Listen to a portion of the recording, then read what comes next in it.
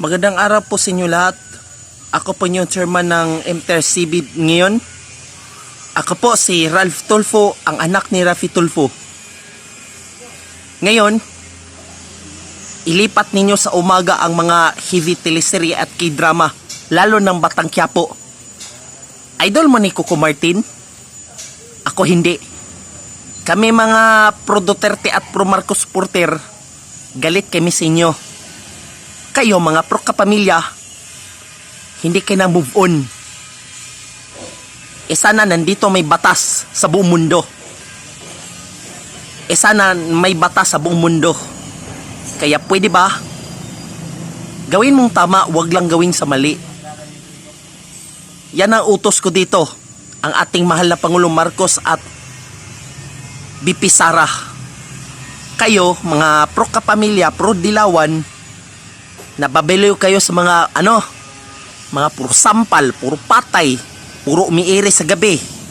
Ayaw ilipat ninyo sa umaga. Ano sa paglagay nyo sa galing sa bata? Gusto mo maging kriminal, terorismo, sinira ng buhay, lagi lang aaway ng mga mamagulang nyo. Hindi ko gusto yan. Sana gawin ng tama, wag lang gawin sa mali. Sa buong mundo, gawin mong tama. Silang Vice at Ayon, napakaskandalo, icing ng cake.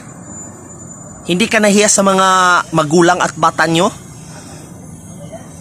Pwede ba tumigil na kayo? Wala na sila Lasoto, ngayon, ako na, ang anak ni Rafi Tulfo, alinsunod sa batas na ito. Sana nandito may batas ng primetime heavy drama ban for life at sa buong mundo. I'm sorry. Gawin na nating tama sa ayon ninyo sa gusto nyo. Itong isang to, isa siyang autism. Walang mag-aral, walang graduate ng elementary, high school, college. Sinira ng buhay. Itapon ng berihin ni Mama Mary. Anong masama ho yun? Ipapail na ng blatter or discrimination case laban sa hindi ko kilala na mga itong YouTube channel, Judas Jesus. Sana managot ito sa batas na ito. Ito ang karakter na cosplay alias bungo. Hindi ginusto ng mga cosplay sa buong Pilipinas. Ngayon, ibalik ninyo mga anime sa prime time, lalo ng live sport event, public service, game show. Yan ang tanong. Ang mga heavy teleserye, k-drama, iba na sa prime time. At ilipat ninyo sa umaga sa ayos sa gusto nyo. Okay lang yan. Dapat masusunod ka. Kung ayaw mo sumunod, ipareklamo ko kayo.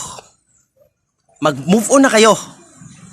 Kung ayaw mo magbago, lumayas ka. Maraming salamat sa inyong panonood.